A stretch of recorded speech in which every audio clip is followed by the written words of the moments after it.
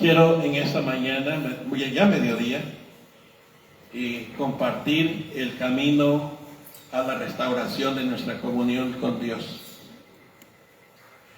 En Éxodo 33,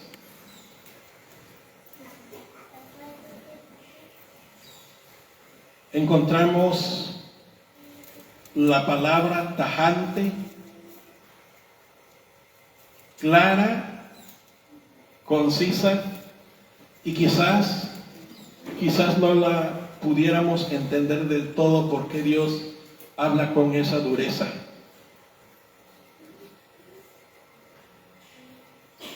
El Señor, iba a decir el Señor Jesús, pero finalmente también, porque Jehová es Jesús, y nuestro Dios es Padre, Hijo y Espíritu Santo.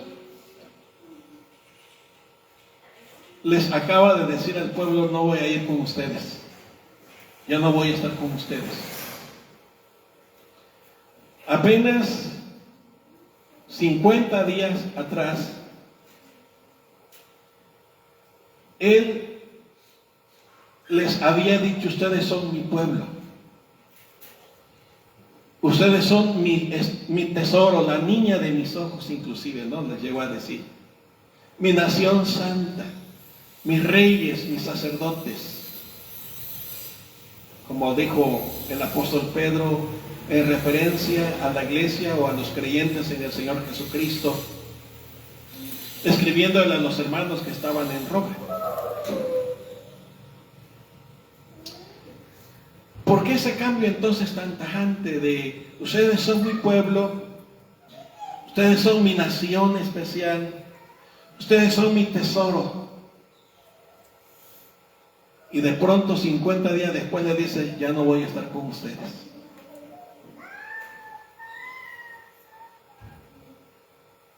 Y quizás al pueblo le pasó lo que a muchas veces nos pasa a nosotros cuando decimos: Dios, ¿por qué me has abandonado? Dios, ¿por qué no me escuchas? ¿Por qué no me oyes? ¿Cuántos hemos orado así en alguna ocasión? ¿O cuántos nos hemos sentido así, que Dios no nos escucha? ¿O que Dios no nos oye? A mí me ha pasado, se los confieso, y aunque no se los confesara, ustedes lo iban a imaginar. Porque ¿quién no vive ese tiempo de pronto de oír de la voz de Dios: ya no voy a estar con ustedes? ¿No causa tristeza? ¿No causa confusión un momento? Pero ¿cómo si dijiste que ibas a estar con nosotros? ¿Qué fue lo que pasó en esos 50 días? Bueno, en los capítulos anteriores encontramos que Dios le dio instrucciones, los famosos mandamientos, y se los comunicó oralmente al pueblo. El pueblo los aceptó y se comprometió a vivir como Dios pedía que se tenía que comportar. Y entonces Dios le dijo a Moisés: sube al monte, a la montaña del Sinaí, pero que no suba el pueblo para que no perezcan. Y dice la Biblia que mientras Moisés subía en el monte hubo truenos, relámpagos y como un gran fuego, y era la presencia de Dios llenando aquel lugar, porque estaba escribiendo con su dedo los famosos 10 mandamientos en las tablas de piedra, ¿recuerdan? Y si no, pues léanlo. Empieza desde el capítulo 19, 20, 21, 22, y le da las instrucciones de cómo iba a construir el tabernáculo.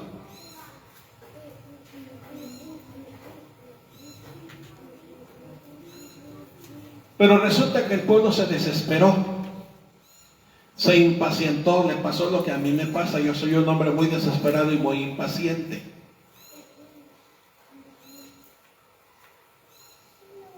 Vio que Moisés no regresaba, porque ¿cuántos días pasaron? ¿Recuerdan? Mientras Moisés estaba allá en la montaña, 40 días y 40 noches. No porque Dios no pudiera escribir rápido, sino porque Dios en su gracia tenía un trato especial o una relación especial con Moisés, su siervo. Y ahí lo tenía en comunión, en santificación. Y al desesperarse el pueblo, porque vio que Moisés no regresaba pronto,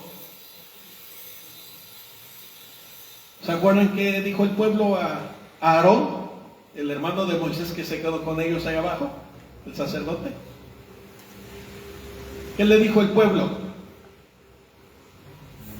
Este Moisés no regresa. Y quizás algunos dijeron, ya se murió allá.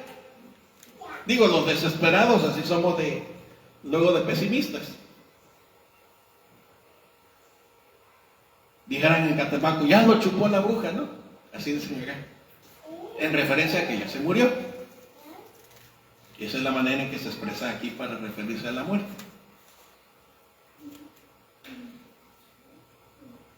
Y no aguantaron el seguir esperando y le exigieron a Aarón que les enseñara, que le hiciera dioses, porque, y apenas, como dije, 50 días atrás, ellos se habían comprometido a serle fieles y leales a Dios. Porque cuando Moisés le presentó al pueblo lo que Dios pedía de ellos, dijo el pueblo, sí lo haremos, viviremos conforme a la palabra de Jehová. Los que han leído recuerdan que así fue. Y entonces Aarón, como dice el refrán, como Vicente, a donde va la gente, ahí va Vicente, ¿no? O si quieren al revés, está bien, no altere el asunto. Digo, bueno, pues traigan los zarcillos de oro, traigan los brazaletes, traigan las alhajas. Y se acuerdan que Aarón fundió ese oro. ¿Y qué hizo? ¿Y qué hizo el pueblo una vez que tuvo aquel becerro? Dice que empezaron a adorarlo y a cantarles loas y alabanzas y hacerle fiesta y pachanga. Y en eso va bajando Moisés y dice a su sirviente Josué, bueno, ¿qué es esto que escucho? Y dijo Josué, es un clamor, el pueblo está clamando, yo más bien oigo como fiesta, dijo.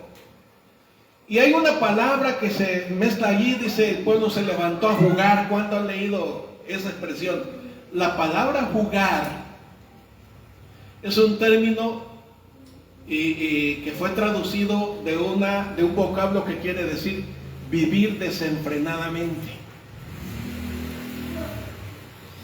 El pueblo se puso en una orgía, justamente como lo hacían las otras naciones que lo rodeaban.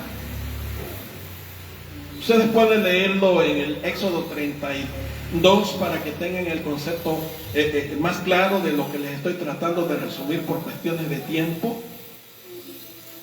Y esa fue la razón por la cual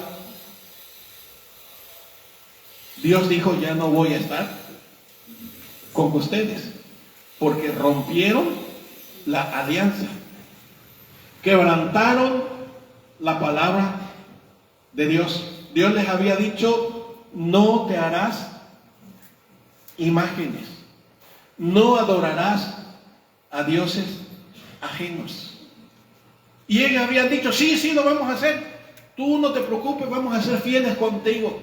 Y Moisés subió a la montaña, tal como lo llamó Dios, para traer las piedras de una manera escrita, no solamente oral, porque en el capítulo 20 fue oral, y luego fue de una manera escrita.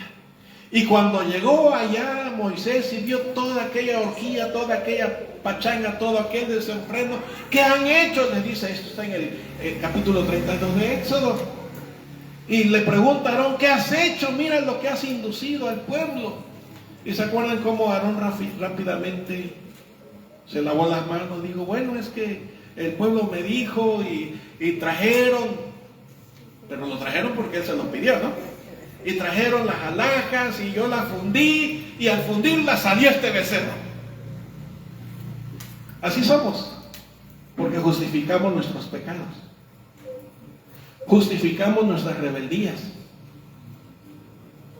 Y somos buenísimos para justificarnos, ustedes y yo. Siempre tenemos razones. Y no queremos que nadie más tenga razón más que la que nosotros tenemos y esgrimimos. Los demás están equivocados. Porque así nos justificamos. Y entonces entramos en el capítulo 33, donde les quiero compartir 3 cosas, subordinados a la idea que les dije al principio, camino a la restauración de nuestra comunión o de nuestra relación con Dios. Mis amados, la desobediencia a Dios rompe la comunión. Esa es la primera lección que les quiero compartir y que tenemos que entender, porque a muchos no nos ha caído el 20, a pesar de que tenemos años y años de ser creyentes. Otra vez lo digo por mí. Y por eso con suma facilidad transgredimos o rompemos la palabra. Y con suma sabiduría la solemos justificar. Pero queda bien en claro, mis queridos y hermanos, que la primer consecuencia de rebelarnos en contra de Dios es que nos quedamos separados de Él. No es que Él se fue, fuimos nosotros los que nos alejamos. Fuimos nosotros en aras de satisfacer los deseos de nuestra carne, o en aras de llenar nuestras expectativas de gloria, nuestra razón, o en aras de salirnos con la nuestra, como se dice popularmente, lo cubrimos. Como si a Dios lo pudiéramos engañar, como si a Dios le pudiéramos ocultar lo que hemos hecho o lo que estamos pensando. Y esta desobediencia, que a veces se manifiesta en acciones concretas, pero otras veces con olvidos, porque el hecho de que olvidemos de hacer algo que Dios ha indicado no significa que seamos inocentes. Somos responsables de haber roto su palabra. Somos responsables de haber transgredido su dicho. Y aunque nos justifiquemos y aunque lo ocultemos, la consecuencia es que Dios deja de oír nuestros ruegos. No porque esté lejos de nosotros, sino porque nosotros nos salimos de su señorío. Nosotros, al desobedecer, al dudar de su voz, al ser irreverentes, al ser profanos y hacer todo acto o no hacer aquello que Él nos indica, nos separa de Dios, hermanos. Y ya saben ustedes lo que dice el texto en Romanos: no hay justo ni uno solo, no hay bueno ni uno solo, porque todos ustedes y yo, y los que me están escuchando, y aún los que no me están escuchando, todos somos pecadores, infractores, ofensores ante la presencia de Dios. En Isaías capítulo 59, no tienen que leerlo, aquí se lo voy a leer yo. Isaías 59, 1 y 2 dice: He aquí que no se ha cortado la mano de Jehová para salvar, ni se ha agravado su oído para oír, pero vuestras iniquidades han hecho división entre vosotros y vuestro Dios, y vuestro pecado ha hecho ocultar de nosotros su rostro para no oír. Ya vimos en la lectura, en el transcurso del culto, cuando Dios no oye, cuando Dios decide no oír el clamor, cuando Dios decide no escuchar la oración. Y no porque Dios sea malo, porque en esa acusación implícita que esgrimimos es que Dios no me oye, lo estamos acusando de que Él no quiere oírnos, pero no somos capaces de reconocer que son nuestras acciones, ya sea planificadamente o ya sea por omisión u olvido, como ustedes gusten. Pero uno y otro, tanto el que planifica como el que lo olvida, es responsable o nos hace responsable delante de la presencia de Dios. Y ahí vemos cómo Josué, postrado en tierra, hincado, orando delante de Dios, pero debido a su angustiante situación por haber sido derrotados, Señor, ¿qué va a decir la gente? ¿Qué van a decir? Que nos sacaste para que aquí fuésemos destruidos. Pero Dios no hizo eso. Josué estaba pensando así. Y luego, no sé si lo han notado ustedes, pero así lo sentí cuando estaba leyendo esta porción. Tan irreverente y tan profano para decir, ¿y tú qué vas a hacer sobre tu gran nombre? Como si Dios necesitara de nuestras alabanzas. Como si Dios no tuviese quien lo alabara. Como si Dios no tuviese quien más, aparte de nosotros, le clamara. Por eso lo que dije en el culto y que les dije que me disculparan, que a veces es la manera en que nosotros oramos, culpando a Dios, culpando a los demás, sin reconocer que fuimos nosotros, en nuestro quehacer o en nuestro no quehacer, los que nos fuimos alejando de la presencia de Dios. Y cuando la presencia de Dios ya no nos acompaña, ¿qué valor tiene la oración? Cuando la presencia de Dios ya no nos acompaña, ¿qué valor tiene nuestra adoración? Cuando la presencia de Dios ya no nos acompaña, ¿qué valor tiene nuestro esfuerzo? Y se los ilustro otra vez. Antes de que entraran a vagar en el desierto, ¿se acuerdan que Dios los llevó a los linderos de la tierra prometida y les dijo, vayan y conquisten? Y se acuerdan que Moisés mandó unos espías. Y se acuerdan ustedes de que 10 de los 12 espías dijeron, no podemos, es imposible, no se puede. Esa tierra está habitada por gigantes.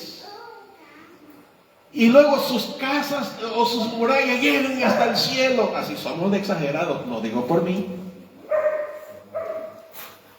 Lo digo por mí. Porque cuántas veces hemos pensado, ay, ¿será que Dios me puede ayudar? Cuántas veces he oído que me dicen, ¿en quién crees? Y cuántas veces se lo he dicho aquí. Y a veces inmerso en mi inconstancia y fidelidad a Dios, se me pasa en la cabeza decir, creo que es tiempo de retirarme.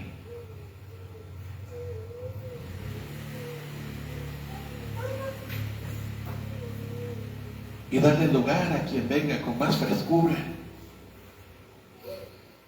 con más poder, con más obediencia a Dios que la de su servidor. Porque de entre todos los servidores soy el último, y no me estoy tirando al suelo para que me recojan.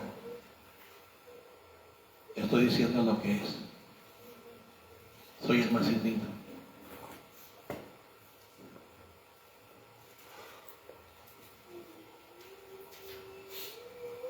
Que no tienen que creerme a mí, pero créanle lo que dice la Biblia. Reciban lo que dice la Biblia. Y contándole aquello que le estaba diciendo antes de este paréntesis, solo 2 dijeron, sí podemos porque Jehová está con nosotros. Y eran Josué y Caleb, recuerdan. Sí podemos nosotros, porque Dios está con nosotros. Él ha dicho que nos va a entregar y vamos a comerlo como pan. No importa que estén gigantes, nos vamos a comer, nos vamos a vencer. Pero pudo más el destruirnos, porque es más fácil destruir que construir.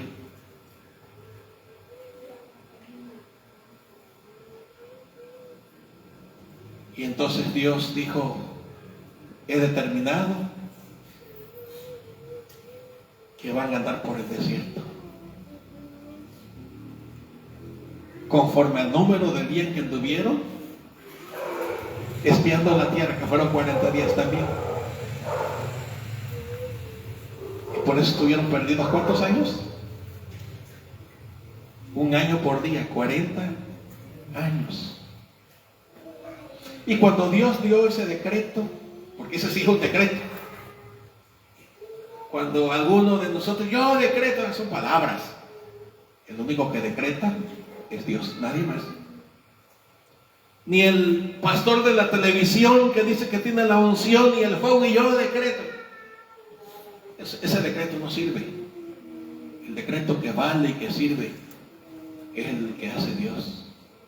Cuando Dios decretó lo que iba a suceder por su incredulidad y por sus dudas acerca de la palabra que Él les había dado, dijeron, sí, vamos. Y le dijo Dios a Moisés, dile que no vayan porque yo no voy a ir. ¿Sí lo recuerdan? Yo no los voy a acompañar. Y por eso en otra ocasión Moisés oró, Señor, si tú no vas, concretamente aquí en el Éxodo 33, Señor, si tú no vas con nosotros, yo no voy. Si tú no vas con nosotros, yo no voy. Es que si Dios no está con nosotros, no vale ningún esfuerzo. No vale ninguna canción. ¿Se acuerdan lo que el Señor le dijo al pueblo de Israel? Este pueblo solo de labios me honra, pero su corazón está lejos de mí. ¿Cuántas veces nos ha pasado eso, amados?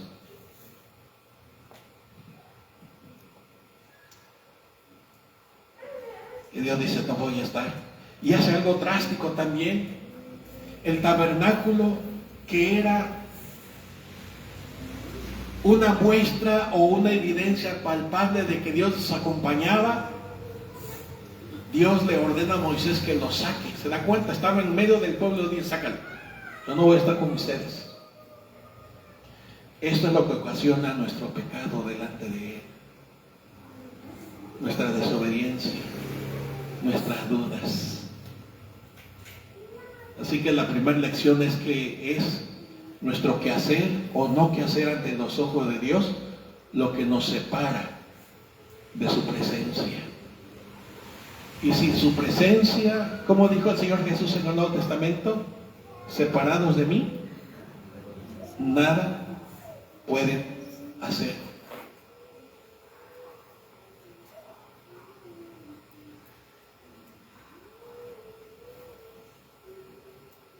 Dios le dice, dile que se quiten sus atavíos, porque se acuerdan que se habían puesto de luto.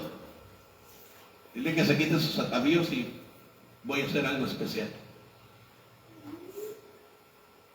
E interpreto esto como el acto de, en lugar de aparentar, tenemos que descubrirnos ante los ojos de Dios. En lugar de escondernos como hizo Adán, tenemos que confesarlo. Segunda lección, sin confesión no hay perdón de Dios. Y cuando se habla de quitar, hermanos, se está hablando de confesar ante los ojos de Dios. Dios en su gracia, en su infinita bondad, en su infinita misericordia, nos llama al arrepentimiento. Nos llama a la confesión. Me he planteado muchas veces por qué estamos estancados como congregación local. ¿Por qué la iglesia de hoy, en términos generales, ya no me refiero a la congregación local, ya no me refiero a Betania? ¿Por qué la iglesia del siglo XXI ha perdido su poder? ¿Por qué dentro de la iglesia del siglo XXI cunde la herejía? Porque hay mucha herejía en la iglesia de hoy. Algunos con más saliva se nombran apóstoles. Se nombran profetas. Se hacen propagandas con pancartas y con anuncios de que tienen la unción. Eso es herejía, hermanos. Eso no es verdad. Y nos dejamos llevar por lo que oímos en las redes sociales. Nos dejamos llevar por lo que hoy vemos en la televisión. Porque son pastores famosos. y ponemos nuestras miradas y oídos en ellos en lugar de poner nuestra mirada y oído en nuestro Señor Jesucristo.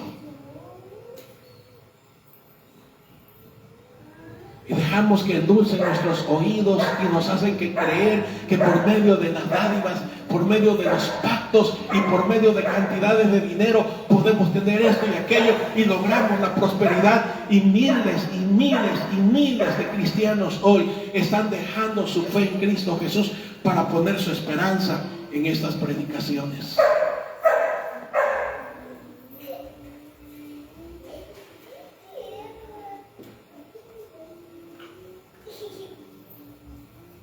Quiero llevarles a pensar en la necesidad de confesar nuestros pecados. Quiero llevarles a considerar y a reflexionar ante la cena del Señor servida y que en un momento más la vamos a obedecer y vamos a comer del pan y beber del cáliz. A decirle al Señor, aquí está mi alma. Yo no he sido fiel. Yo he sido muy desobediente. Me he llenado tanto de orgullo pensando como se acuerdan lo que dijeron. No, que no lleves mucho ejército, con 2,000 o 3,000 hacemos. Y corrieron derrotados. Leímos al principio del culto el Salmo 78. Aquellos valientes soldados, arqueros, expertos, corrieron dando la espalda ante el enemigo. ¿La razón? Porque habían quebrantado, porque habían desobedecido la palabra de Dios. Hoy el creyente se ha dejado llevar por la idea de profesionista y ganar mucho dinero, perdiendo su fe, perdiendo su confianza en el Señor. Y quizás usted me puede decir, no creas lo que tú dices porque tú no tienes tanta fe. Te concedo razón. No creas en lo que yo digo, cree en lo que dice la Biblia. Cree en lo que dice la Biblia. Y yo nomás estoy aquí repitiéndote lo que dice la Biblia. Dios le dijo a Moisés, dile que se quiten su luto, no quiero apariencias. No quiero tristezas fingidas. Quiero verlos sin ese atavío. Quiero verlos tal como son. Quiero oír. Dice el libro de Proverbios que el que encubre su pecado no prospera jamás, pero el que los confiesa y se aparta, el que se descubre ante los ojos de Dios, el que dice, Señor, reconozco que sí he pecado contra ti, que sí te he ofendido, reconozco que he ofendido a mi semejante, reconozco que he ofendido a los que me escuchan, que he ofendido con lo que digo. Yo soy el primero que lo tengo que reconocer, porque mi carácter es fuerte y no me estoy justificando. Por eso dice la palabra que se quite de nosotros toda gritería, toda ira, que no juzguemos, que no señalemos. Y hoy en el mensaje de la Santa Cena el Señor dijo, un mandamiento nuevo les doy, ámense los unos a los otros. Tercera y última lección. Para que podamos disfrutar de la adoración a Dios y podamos disfrutar de la fidelidad de Dios, necesitamos poner nuestro corazón en los pies y tener esa expectativa de estar dispuesto a hacer el esfuerzo de ir a buscar la presencia de Dios. Ustedes notaron que cuando el campamento o el tabernáculo fue sacado del campamento y Dios llamaba a Moisés, entonces la gloria de Dios descendía. Y había una expectativa en el pueblo para ver qué pasaba con Moisés, teniendo la esperanza que al verse quitado la apariencia de luto y reconocer que la habían regado ante los ojos de Dios, por si venía algo especial. Y en ese momento, en lugar de juicio y en lugar de ira, Dios le mostró a Moisés, eso lo pueden leer más adelante en el mismo capítulo de Éxodo 33, como Dios le mostró su gloria, su amor, su misericordia. Y el pueblo Cada uno salía al pie de la puerta de su casa para ver y presenciar la gloria de Dios. 3 sencillos pasos que hay que caminar en la restauración de nuestra comunión con Dios. Usted puede decir, pastor, yo ya sé eso. Bueno, vamos a hacerlo. Pastor, eso ya lo sé de memoria. Bueno, vamos a ejecutarlo.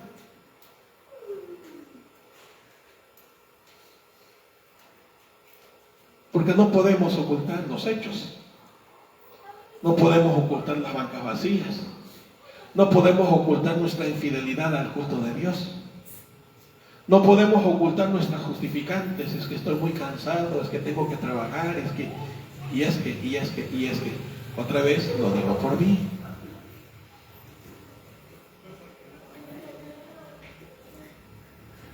Hoy, ¿en qué Dios creemos? ¿En qué Dios cree usted?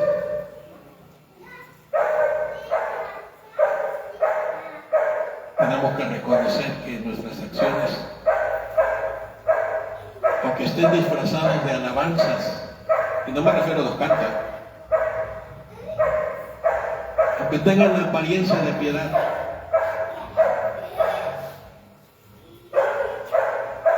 nuestras desobediencias, nuestras incredulidades, nuestras dudas, nuestra irreverencia, nos separan de Dios. Tenemos que reconocer que tenemos que confesar en arrepentimiento, reconociendo que lo hemos ofendido y reconociendo que sin Él no somos nada y estamos perdidos. Y tenemos que reconocer que no hay adoración genuina si no hay confesión, si no hay arrepentimiento. Quizás otros predicadores le pudieran explicar mejor lo que hay aquí, pero quise compartir esas 3 lecciones porque sí, muchos somos creyentes de hace muchos años. Yo tengo más de 50 años de ser creyente, 51 para ser concreto, no 52, 51 y mesitos. Muchos han nacido en el seno de la iglesia y muchos hemos sido bautizados, pero ¿cuánto nos ha transformado el Señor? ¿Cuánto ha conquistado nuestros deleites? ¿Cuánto ha conquistado nuestros gustos? ¿Cuánto se ha enseñoreado de nuestra manera de ver la vida? Y eso se lo deja a usted y su conciencia. Mi deber es decirle, miren, yo miro en esta porción bíblica las razones por las cuales Dios le dijo al pueblo, ya no voy a estar con ustedes. Sí, yo dije que iba a estar con ustedes, yo dije que ustedes son mi pueblo, yo dije esto y esto y esto, pero ya no más. ¿Y por qué no más? Porque el pueblo rompió su alianza. Porque el pueblo transgredió o desobedeció su palabra. Porque el pueblo se llenó de impaciencia. El pueblo se desesperó. Sí, la desesperación es pecado.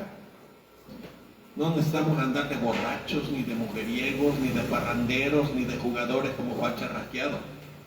El que sabe hacer lo bueno y no lo hace, dice la Biblia, le es pecado. Y quise traerles este mensaje que fue lo que Dios me dio. Y no me lo dio hoy, me lo dio desde el transcurso de la semana. Ayer me senté a escribirlo. Y con todo el corazón les digo que Dios nos llama al arrepentimiento. Usted me dice, ¿de qué, pastor? Usted sabe de qué. Yo no vine aquí a acusarles. Yo no vine aquí a denunciarles a cada uno de ustedes. Yo vine a decirles, esta fue la razón por la cual Dios le dijo al pueblo, ya no voy a estar con ustedes. Y la prueba más palpable es que Dios le dijo a Moisés, saca el campamento.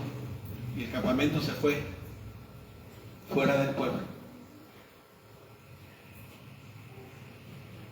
Y solamente cuando hay confesión, solamente cuando hay arrepentimiento, es que Dios desciende y muestra su gloria y muestra su honra. Como le dijo Moisés, que Él tiene misericordia de quien quiere tener misericordia. Y que Dios en su gracia nos tenga misericordia y nos bendiga aún más. Amén.